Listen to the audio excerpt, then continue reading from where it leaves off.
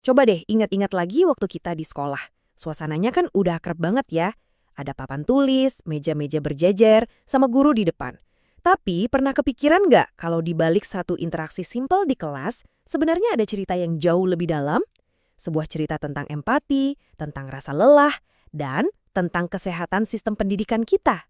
Nah, kisah kali ini dimulai dari satu pertanyaan yang sederhana, tapi dampaknya luar biasa. Nah, semuanya berawal dari sini. Pertanyaan yang polos banget dari seorang murid. Coba bayangin deh keberanian dan juga kebingungan di balik pertanyaan itu. Ya wajar dari kacamata seorang anak yang kelihatan ya cuma emosi di permukaannya aja. Orang dewasa yang kelihatan marah. Pertanyaan jujur ini seolah ngebuka sebuah pintu yang jarang banget kita lihat isinya. Dan inilah jawabannya. Sebuah pengakuan yang jujur, tulus, dan rapuh banget. Seketika cara kita ngelihat situasinya langsung berubah kan? Ini bukan lagi soal guru yang pemarah, tapi soal daya tahan. Ini adalah kenyataan yang tersembunyi dari seorang pendidik yang meskipun udah lelah luar biasa, tetap memilih buat hadir demi murid-muridnya.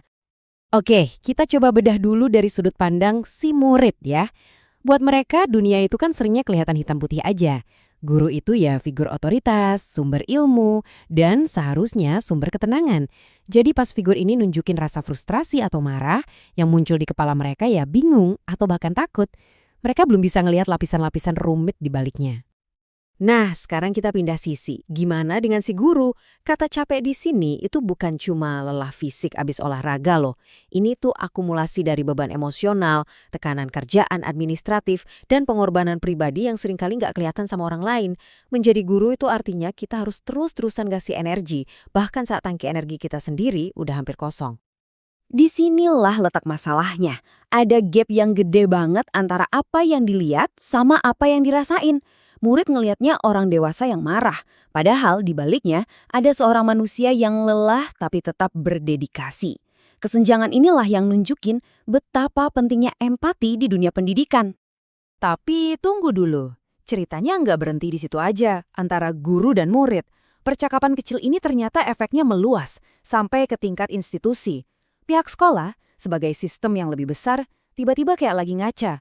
Mereka sadar, ternyata selama ini ada titik buta dalam cara mereka memandang para pendidik. Dan ini pengakuannya. Kami lupa, guru juga manusia. Dalam banget kan? Ini momen kesadaran dari sistem itu sendiri. Sering banget guru itu cuma dilihat sebagai fungsi, sebagai sebuah peran, si pengajar. Kita lupa kalau di balik peran itu ada manusia biasa yang punya batasan, punya kehidupan pribadi, dan punya rasa lelah. Satu pengakuan simpel yang bisa mengubah segalanya. Jadi, kalau kita urut lagi nih, satu momen kecil tadi itu ternyata punya banyak lapisan.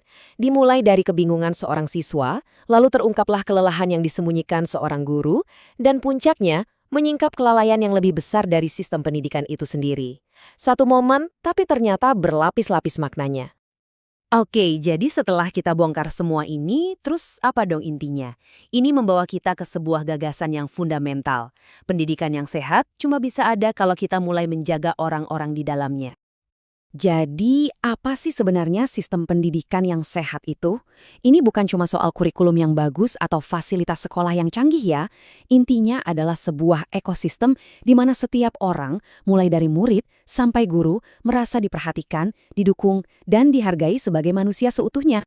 Nah, ini dia kesimpulan utamanya. Satu kalimat yang merangkum semuanya. Kesehatan sebuah sistem pendidikan itu bergantung langsung pada gimana kita merawat orang-orangnya. Kalau guru merasa didukung dan sejahtera, energi positif itu pasti bakal ngalir langsung ke dalam kelas. Dan ujung-ujungnya menciptakan lingkungan belajar yang jauh lebih baik buat para siswa. Dan kita tutup bahasan kali ini dengan satu pertanyaan reflektif.